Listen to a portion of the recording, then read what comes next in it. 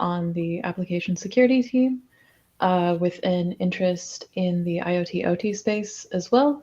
And I've been here about 5 months actually. Awesome. It's great that we have such a diverse group of women who work at Bishop Fox, and I love to hear more about your backgrounds as we jump into your stories today. We're going to jump right in and start chatting. I'd love to know from each of you, I'll probably go in the same order just to keep it easy. Have you always wanted to work in cybersecurity? I can go first. No, I had no idea I would end up working in cybersecurity. It took about 10 years of school and military service for me to figure that out. While serving, I was getting a social psychology degree, and I thought I was going to work in mental health. And when I left the service, I realized it was very hard to find work with an undergraduate degree, and I decided to move into tech. And looking into schooling for tech, I ended up finding cybersecurity that way. So That's great. Katie, how about yourself? Did you always want to work in cybersecurity? I mean, kind of as long as I knew what it was. So funnily enough, literally the month that I graduated college with my degree in psychology and writing and rhetoric, I came across an article about social engineering, like literally 3 weeks after graduating. And I was just like, well, that would have been nice. um, so I kind of made a go of it, trying to get into grad school, things like that. Similar to Jessica, kind of found out that it wasn't really kind of the path for me. I've always been kind of technologically inclined, and I was fortunate enough to have a friend who actually was a pen tester who kind of, after talking about interests and some other stars kind of aligned, we were able to figure out like, oh wow, this is a really cool thing. So as long as I've known what it is. Mm-hmm.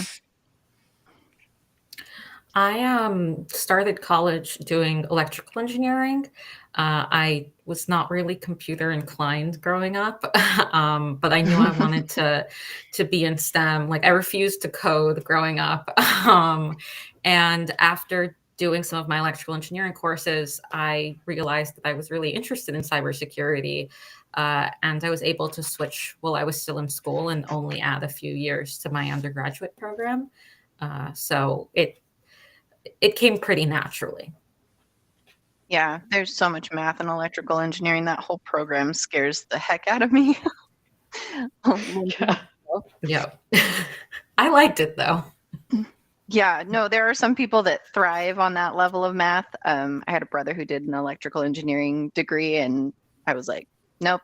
I actually did go to school for computer science with a minor in biology, chemical and molecular sciences, and I think I made it about 6 months. That's enough college for me.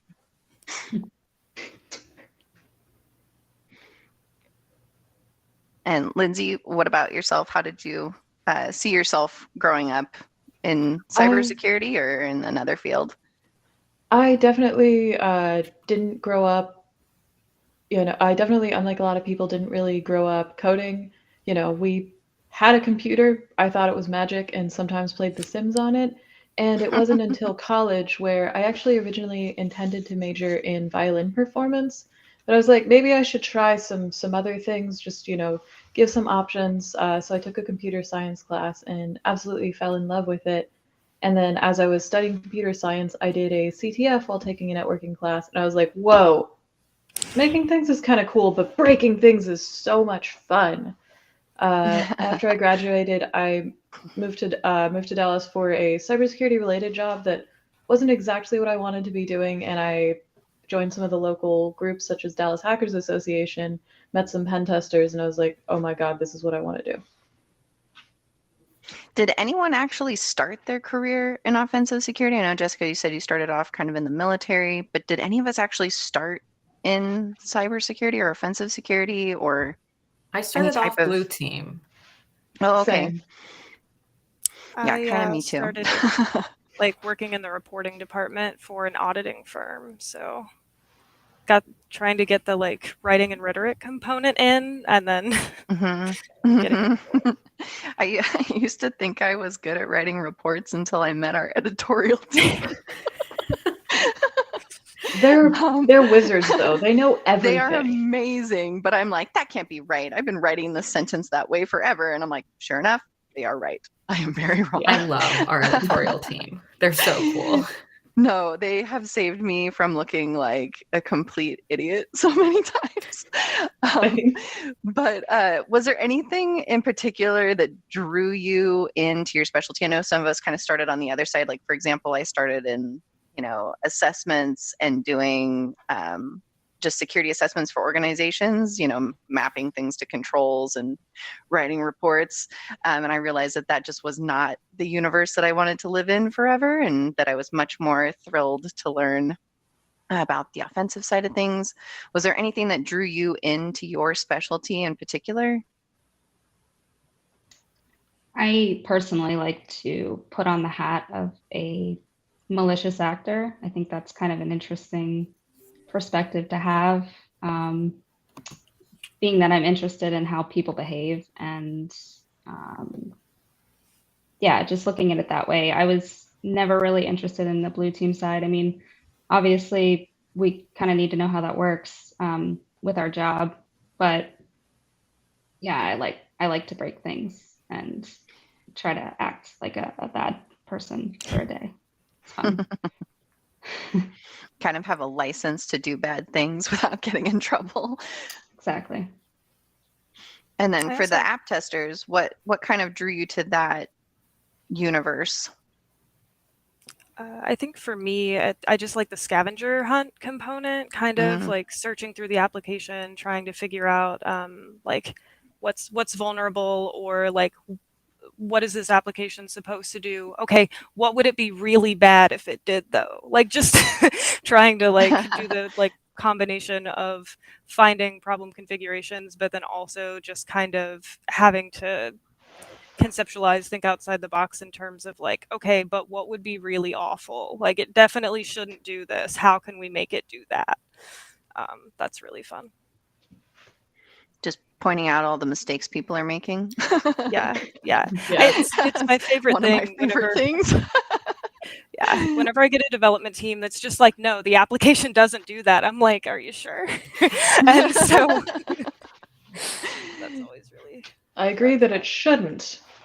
Right. Exactly.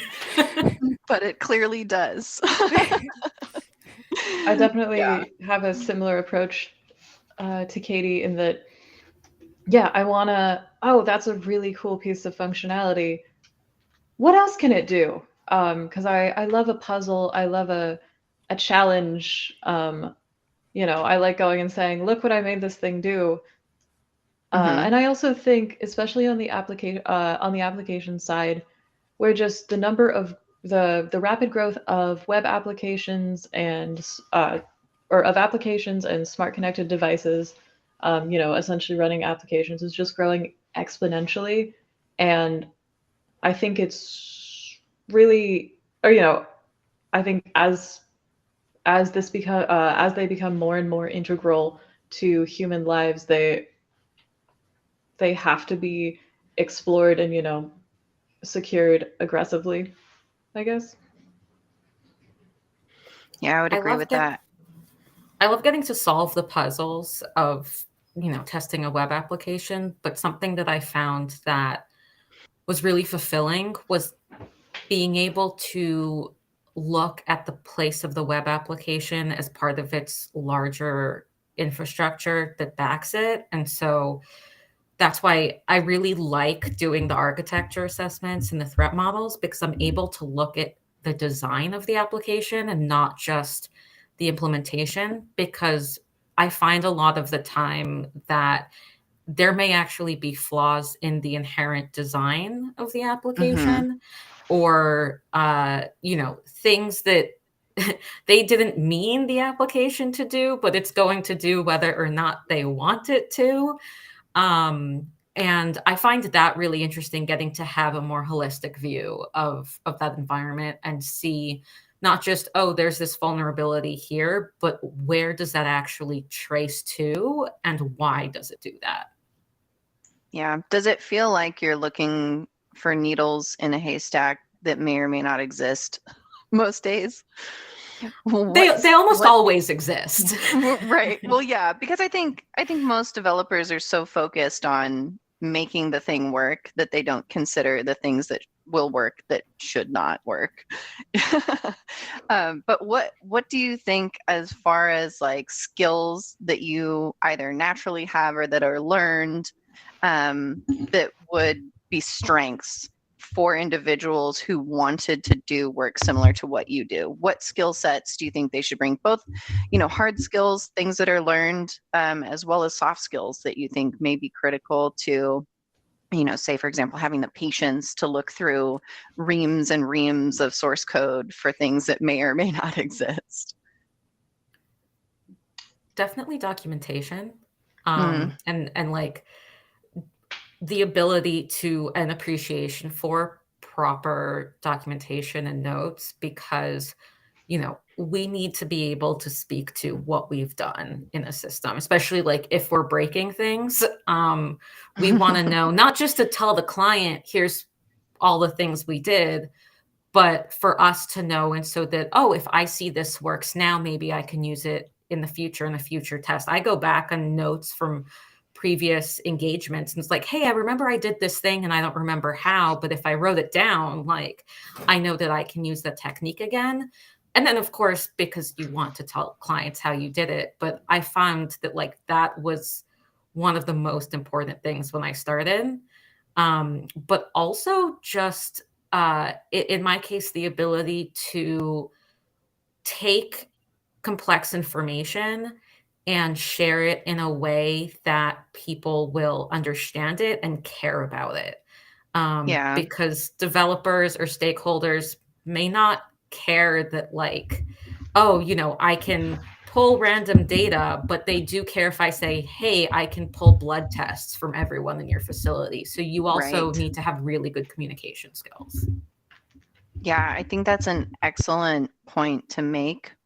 And just to get feedback from others in the group, are there any more technical skills? Would you say something like learning to code in a specific language? I know that's a question that I receive all the time. Like, what language should I learn if I want to do what you do? Do you think coding or learning a specific coding language is critical to the jobs that you do? What would be helpful for folks to start, whether they're, not ready to enter the workforce or maybe looking to change careers from one industry into information security? I'd say learning how to code is a very good skill set to have. It's not absolutely necessary. There's great hackers out there that don't know how to code, but I think it really does help when you're having the foundational knowledge. Yeah, yes, absolutely.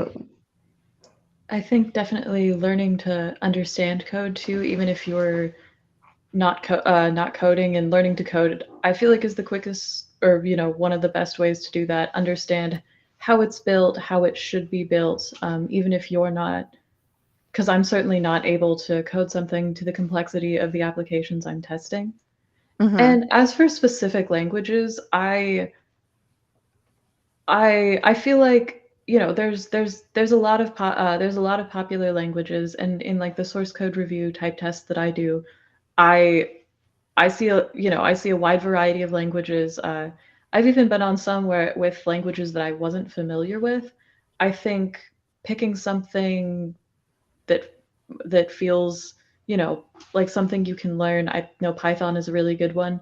Is better than picking something specific that's and like instead an edge sort of use case type scenario. Sure.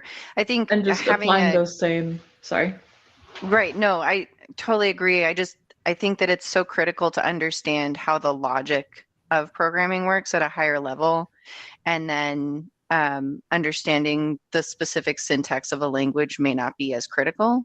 That's something that you can kind of close that gap on if the need to know that specific language comes up. But yeah, I absolutely agree. Having the foundational knowledge of how a language works and picking one that's more common to start with. There's so many resources out there that are mostly free, if not nominal in fee, that can help give people kind of a crash course in that stuff. So kind of switching gears then, what would you say is important? I know we talked about communication and being able to express things to non-technical people that are highly technical being important. What elements of communication, writing, and leadership skills do you think are most important within your role in offensive security? And we'll start with Katie. I mean, I think just that ability to translate those kind of esoteric concepts, just regardless of what way that you're communicating, it just can't be overstated. The number of times that you're having to kind of break things down, and as folks had mentioned earlier, just being able to not just commit, okay, this is what the technical problem is, this is what we were able to do, but then communicating, okay, but the impact, like why you care. I think those are definitely really the only like ways that I feel like you can't get by without being able to do those two things. So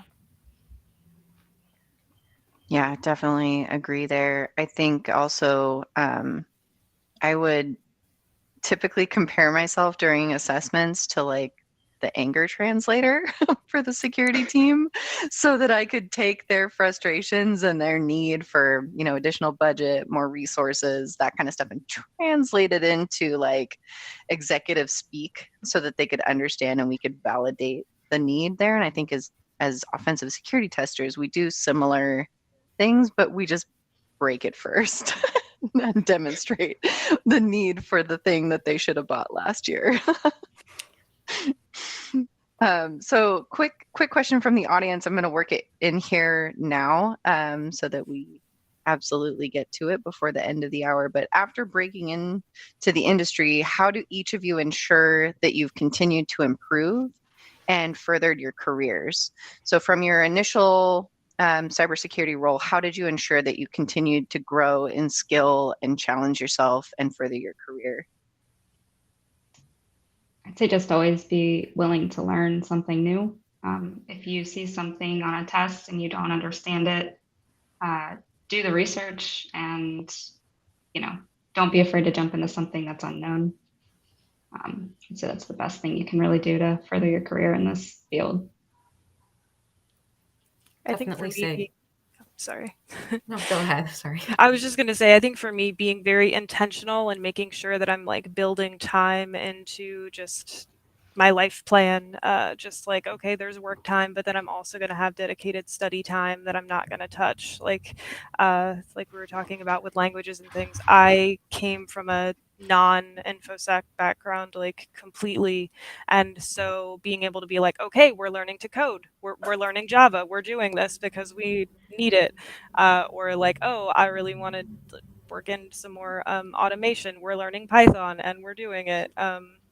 Just being very intentional and making time for it, I think, has been really helpful for me. Yeah, prioritizing your time is huge. Shanni? I think the biggest thing for me has just been kind of being curious, kind of like following on what Jessica said, is that if there's something that I've seen during an assessment, following up on it. And sometimes it's led me down a rabbit hole of, like stuff I want to look down. Yeah. And then sometimes it's like, okay, that's enough information. I know how to, approach it next time. But I have found that when it leads me down the rabbit hole, it means that sometimes I can get involved in more opportunities. As part of our application architecture assessments, there's a standard that we base some of our assessments on, and I took an interest in it and saw some kind of shortcomings in how it was approached from a testing perspective, and I decided to dedicate research time, and that's something I've been working on for months, and it's allowed me, to grow not just into architecture, but also into like infrastructure capabilities. And that's something that I've really appreciated. So definitely just like being curious about everything. Yeah, that's a great call out. Lindsay, did you have anything to add? Yeah, like having that ability to research and learn by yourself is really important. I feel like I've described this job a lot as, professional Googling, because so much, I feel like so much is a lot of this self-driven, I don't know what that is, and I'm off to figure it out. I think there's also, and I think, yeah, trying to expose yourself to different types of things, saying, hey, I'm not familiar with this type of testing. I'd really like to shadow on this. And there's definitely times when you shadow, you go, you know what, that was cool, but it's not for me. And there are times you shadow on something, it's like, oh, cool, this is gonna be my entire personality for the next 6 months. And yeah, I think taking every opportunity within reason, of course, and to learn and try new things, and having good or solid research skills. I would also add to that ability to continue to learn and grow. Don't be afraid to find new challenges in your role. And if the organization that you are in does not offer those, or you feel like you don't have the ability to try new things and grow and develop your skills, one of the things that drew me to Bishop Fox was just purely the fact that everyone here is so incredibly talented and so incredibly smart. And the challenges that we have in projects here seemed a lot more just at another level to anything that I'd ever seen previously. And that was when I knew that I was in the right place, was just that ability to surround myself with people that were so much smarter than me and doing work that was so much more challenging than anything I'd ever seen before. And so I would encourage folks to not let themselves stagnate anywhere. If that's within, a college program, you feel like you've outgrown what you're learning, don't be afraid to reevaluate. There's plenty of time in your life to learn new skills. And if you don't think you're on the right path, I know my path has changed many times. And I'm sure the rest of you ladies have had similar experiences. But that might be something that especially younger, more emerging workforce people feel tied to a commitment that they made, 5 years ago when they decided what their degree was going to be. And it sounds to me like many of you have completely shifted your career trajectories over the course of the last few years.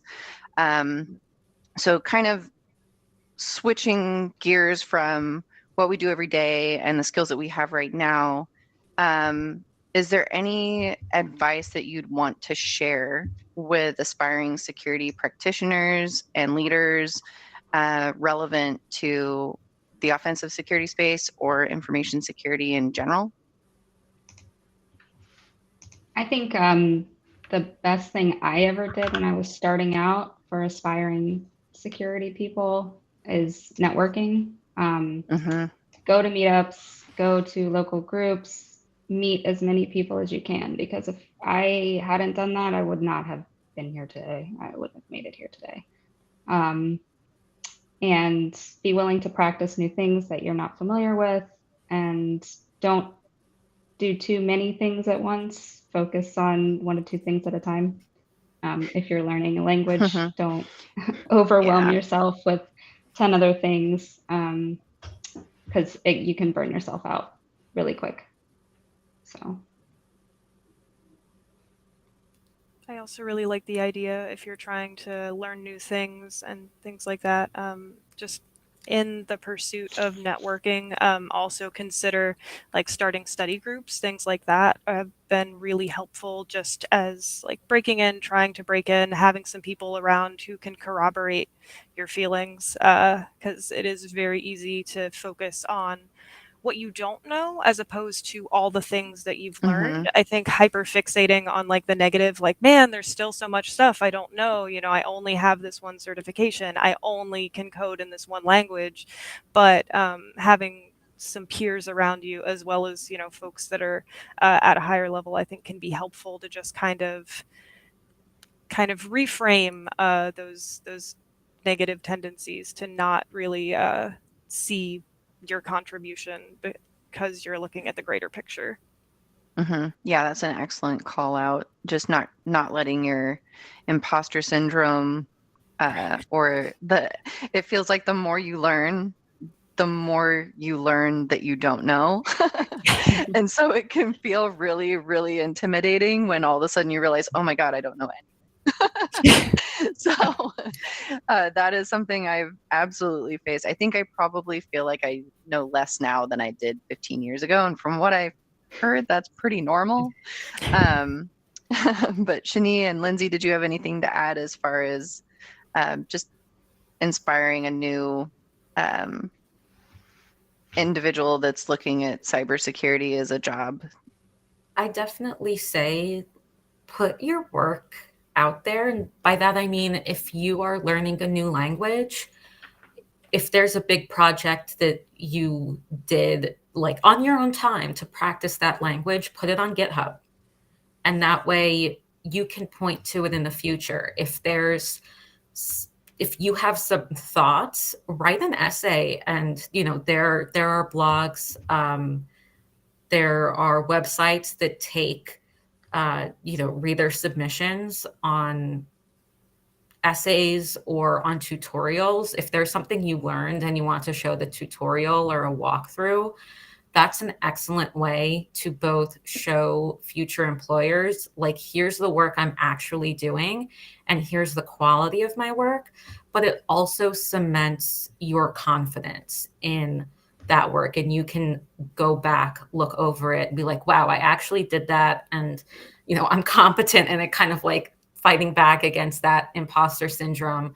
But I'm also of the firm belief that if I'm able to explain something to someone, that shows that I've kind of internalized that knowledge into a deeper level. And that if I'm not able to explain something thoroughly but succinctly, that I don't know it well enough yet. And so if you can get to that point, I think that shows employers and yourself that you have a really good understanding of these concepts. And it's a show don't tell type of thing. Yeah, sort of in that same vein. I think the biggest piece of advice I give to people is go give a talk about something, which seems really intimidating. And like when I first started going to some of these local meetups, I was like, okay, I didn't feel like I had the technical skills to get up and give a technical presentation, which in hindsight, most of these groups are really supportive and you can get up and give, a presentation on whatever you're learning. But what I did is I took a different area where I had some knowledge, which was game theory and behavioral economics, and gave a presentation about that, which sort of then, due to people that I met there, became more talks on how that can be used in cybersecurity. And I think, yeah, getting up and putting yourself out there in whatever way you can is really important. And you don't have to be an expert. You don't have to be sharing, only the coolest hacks or, only things within a very narrow topic. Get up and share, that you're passionate and working towards something, and I think that matters a lot. Yeah, I would absolutely agree with that. And I want to come back to discussing how to get more involved in local organizations and conferences. But first, I think it's important to address certifications and education. I know we've talked about college, we've talked about degrees in computer science, and we had a question that was around curiosity in which certifications we recommend. And I would say we can't really recommend a certification because none of us have done all of them. So how do you know what the best one is? Also, things change just as an industry, and working previously in market intelligence and staffing, I can say certifications are great for a few things, one of which is getting through automated resume scanners, for example. But as the industry changes and different certifications become more favorable from an employer standpoint, it's going to shift over time which certifications are perceived as most valuable from an employer standpoint. So certifications are good. Degrees are good.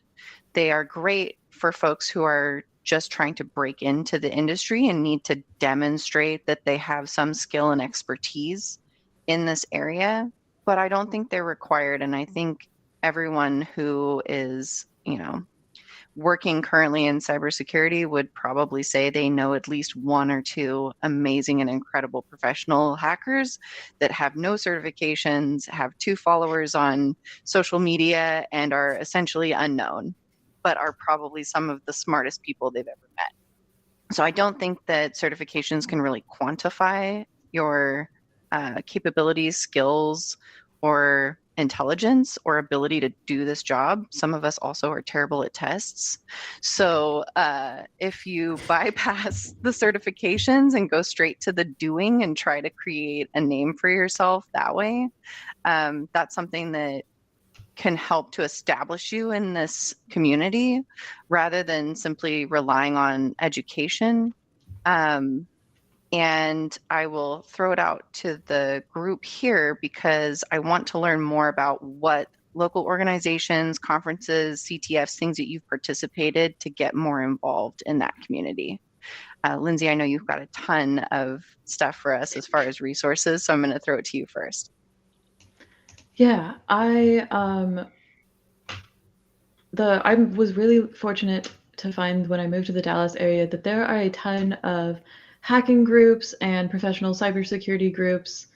I personally currently run the Dallas DEF CON group currently, and which there are DEF CON groups across the US and actually across the globe, as well as the B-Sides conferences, which are local security conferences that are really friendly to beginner speakers, as well as they're often really low cost to attend or free. And those are great places to go and meet people. It's definitely one of those, these communities are definitely the thing where you get out sort of what you put in. Sitting in the back with a notebook is awesome. And you'll learn a ton that way, but getting up, having the courage to go ask questions to somebody who you're really intimidated by or just gave an awesome talk, or get up and present your own things are really important. The general B-Sides website has a list of the different B-Sides conferences and groups, and I think it's definitely worth looking for like local hacker associations or DEF CON groups.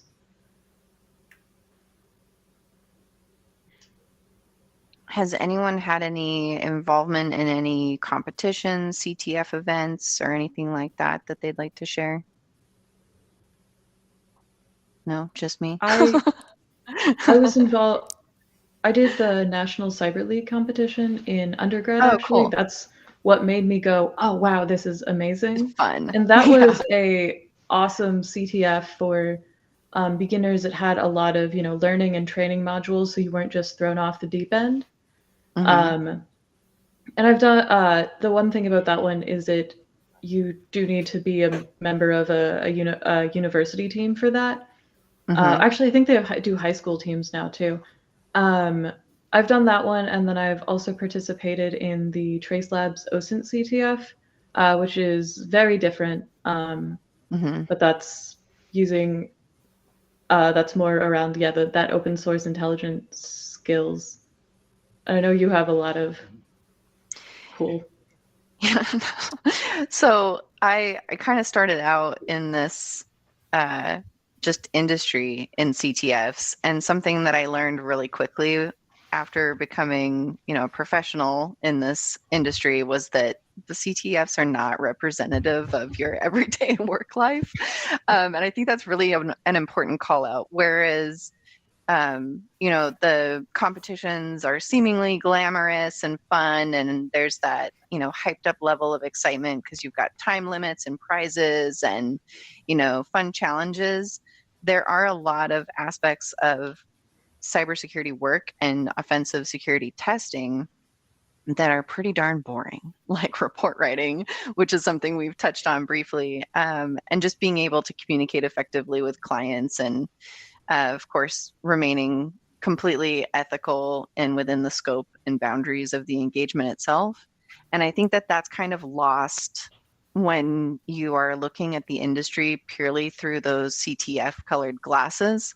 So I wouldn't necessarily recommend using that as a barometer to decide whether or not you'd like to be in this industry. And I think, you could probably speak to that as well, Lindsay. It's not super similar, but it is a good way to network with people who can help you get more involved in the community.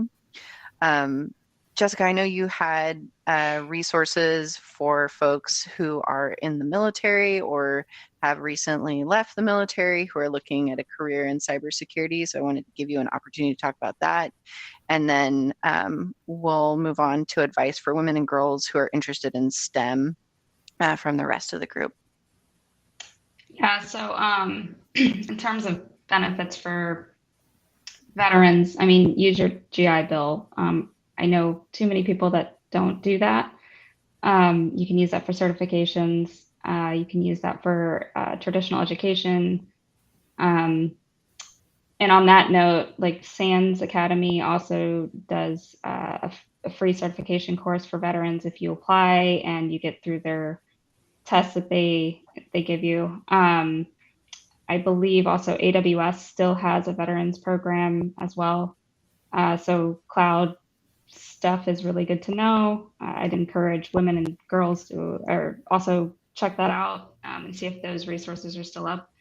I believe they're at least discounted for certain people, veterans, women, that are interested. And also just traditional education is kind of what I did. So I, don't discourage it. Some people say certifications are a better route. Some people say sort of, 4-year degrees are. It worked out for me. But I do think certifications are super helpful when you're getting started to kind of show off your skills and show employers what you can do. Yeah, absolutely. Any additional thoughts on education or certification, your experience with any of those and how they helped or aided you in getting into cybersecurity? For me, when I left the service, I was kind of lost and I didn't know what I was going to do. But I knew I liked business and tech, so I went and got my business analytics degree, which led me into a minor in cybersecurity. And then I was like, oh, this is kind of cool. And there's like a vast range of things you can do in cybersecurity, which it introduced me to. So really just getting out there and learning something that you're kind of curious about is helpful, but I know that's a huge commitment for a lot of people. I was personally a parent at that time and working also full time. So I understand how hard that can be. Really, it boils down to drive and how much time you can allocate to it. Right. But, I enjoy education. I feel like the education track has worked really well for quite a number of my friends as well. When I was starting out, there wasn't really a cybersecurity degree, kind of aging myself there. It didn't exist. But I would absolutely encourage that route if it makes sense and it's something that you can commit to. Because I know that employers value that highly. There's a lot of job requirements that'll list degrees or equivalent experience. And sometimes you can find skills that are called transferable that maybe you used in another role that apply or are helpful here. Does anyone have any experience they'd like to share as far as a transferable skill that maybe they used in another industry or that they were studying for an industry that they didn't end up going into? I can share something. Coming from the service, I'm very detail oriented because we are trained to do that. And when we look at applications that we're testing, we really do need to dig into the details sometimes and see differences in behavior and how something's working. So that's one transferable skill that I've brought to the table in this industry. And then I guess we'll go around to each of you. I'd like to know if you have any advice that you would share specific to women and girls who are interested in STEM and information security type roles. I know we talked about some resources and we'll absolutely share those following this event. But perhaps there's another tool, service, application, training, something that inspired you along the way that would be accessible or help a young woman decide if this is the right space for her to be in. When I was in college, got a scholarship to attend the National Women in Cybersecurity Conference, where and I think going to that, and as you know, I was early into my computer science degree, wasn't sure really what path I wanted to go, and seeing a community of women that I could, see myself amongst was just really powerful to see. I met a pen tester who actually ended up hiring me for my first internship, and I remember meeting her and being like, oh my gosh, I want to be her when I grow up. And I think having that community and having a group of women in STEM to talk to and bounce things off of, I think we've all ran into things ran into, tough things, and having other women who have been there to talk to is so helpful, so important, and, to give you good advice, good feedback, and to be in your corner if you do have to deal with something tough. And then a lot of those groups, like Women in Cybersecurity, have scholarships for different conferences or resources for women in tech scholarships. There are a lot of cool resources out there from women who have worked really hard to be here and want to make it easier for everyone who as easy as possible for everyone who comes after them, which is amazing. And they're definitely worth seeking out. Yeah, so finding a mentor is super helpful. Yeah. Really. And I'll definitely call out the Diana Initiative, because they were able to give me a scholarship to attend Black Hat when I was a student, which is something that I would never have been able to do, especially as a student. And it was during the pandemic, so a little bit more accessible. But really, organizations like Women in Cybersecurity and the Diana Initiative, which really exist to promote resources for women interested in cybersecurity, and for STEM in particular, because I've done all sorts of things in STEM. I have past history doing quantum physics work, so the whole gamut is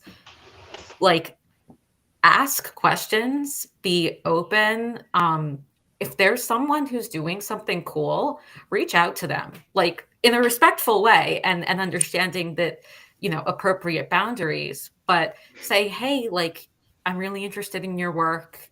Can we talk about it? Or can I ask you questions? And more often than not, people will be more than happy to tell you about their work, about their baby, right? Because it's something that you put a lot of effort into. And just that is really valuable. Yeah, I remember in college doing research. I'm like, I will tell anyone who listens. Like, if you like are in a room with me for Yeah. too long, I'll talk to you about my research. Sure. So, can definitely co-sign that idea and just mentorship, which I think has been kind of a recurring theme.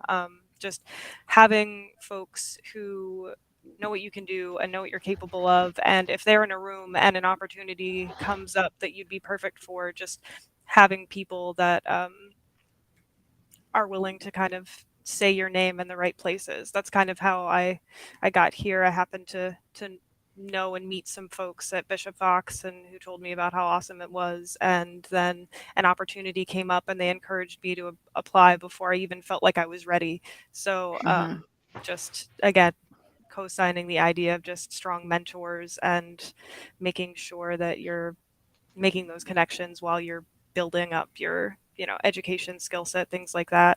And one last thing that I did want to mention, just since we had talked about kind of the alternatives to necessarily like certifications or like a 4-year degree, a lot of platforms, I believe Hack the Box is one, where it'll just like you do have kind of like a bio or a profile that can show kind of like, hey, I've done these things, I've done this skills. So like that kind of thing is something that you can include on a resume to kind of document your capabilities in a way that isn't necessarily going to be as expensive as pursuing a whole new 4-year degree while you've got a family and kids and things like that.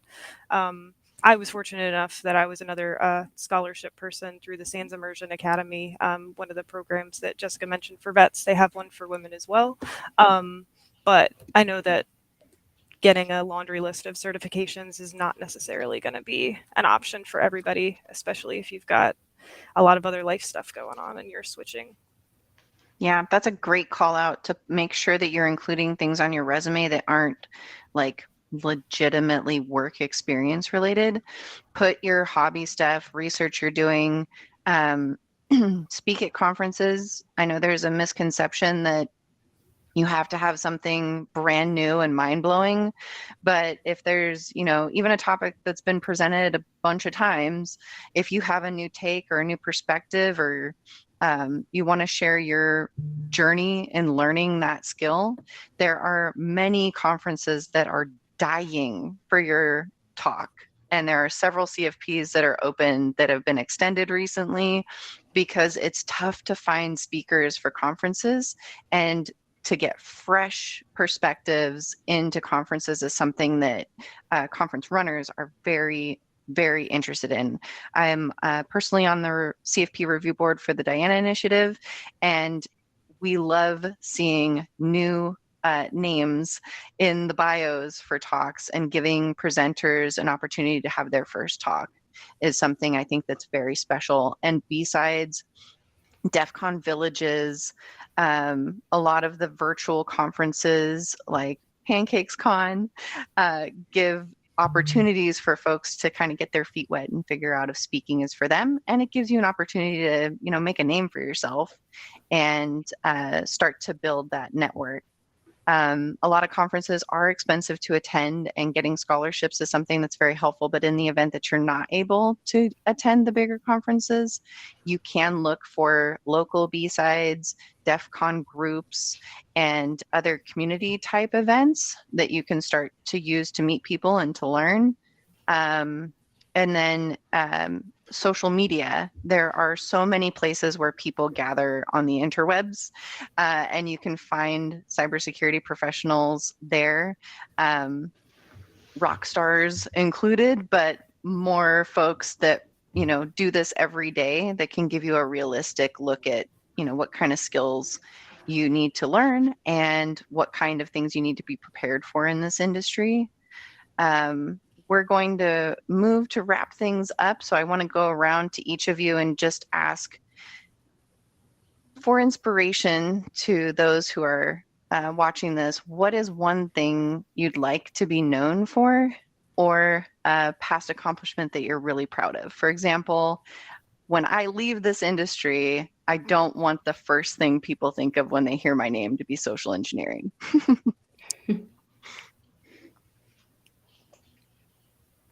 I can start. I would like to be known for my drive. I don't quit at a challenge. I completed an MBA and a master in cybersecurity while working full time and having 2 kids. Like, don't let yourself get overwhelmed by, the fact that it's going to be tough and it's going to be hard to get in the field. Like, you can do it if you really want to.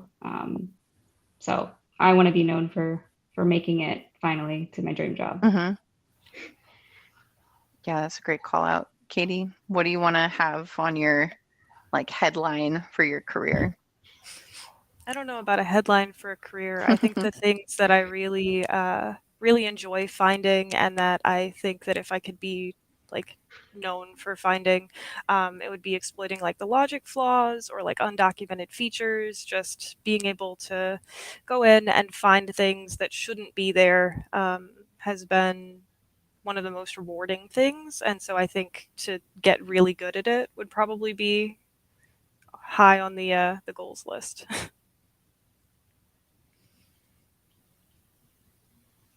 And Shanni? I think for making information more accessible. One of the things that I've really enjoyed getting to do here is creating learning modules specifically for threat modeling and architecture security to teach other Foxes how to do that. And that's something that I think I can take from cybersecurity to, some other topic. And that's something I'm really proud of, the ability to take complex information and share it with others so that they can do it too. I'm currently going through your threat modeling training, and I can say that it's absolutely awesome. So thank you. Yeah, so that's all really wonderful stuff. And I know we have some questions popping into the chat, so I just want to take a quick second to address those who've joined late. If you're interested in pivoting into cybersecurity from another industry, from another job sector, don't hesitate to review the resources that are going to be shared following this event. There will be a myriad of them that will help. Lindsay, is there one more thing that you wanted to share that you're most proud of? Oh, yeah, sorry. So what I think one of the things I'm the most proud of, I feel like I've finally, or not finally, done something technical and cool that I'm gonna get to talk about that feels like something I'd be really happy to known for. And a little shameless plug here, we'll actually be doing, I'll actually be talking about it on the next Bishop Fox What the Vuln live stream, and that's EDR bypass using native Windows binaries. And I like to think of myself as a professional script kiddie. I'm going to take things that already exist and put them together in new and exciting ways. And I absolutely hope to top that, but I'm really proud that I have something that I can sit there, to myself and hear and go, yay, look what I did. That's fantastic. I know I saw you talking about that, and I saw that coming up, and I was like, ooh, that looks exciting. I think it's wonderful here at Bishop Fox how open other Foxes are to allowing us to kind of, make mistakes while we're learning and ask for help without fear of judgment. And that's something that I very much value.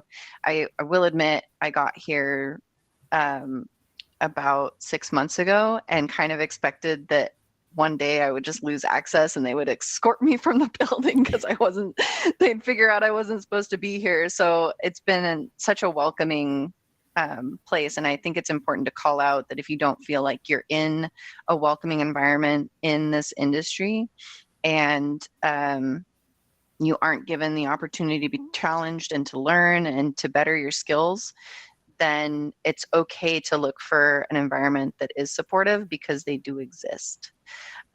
With that, I wanted to thank our panel of security experts and our audience for joining us today.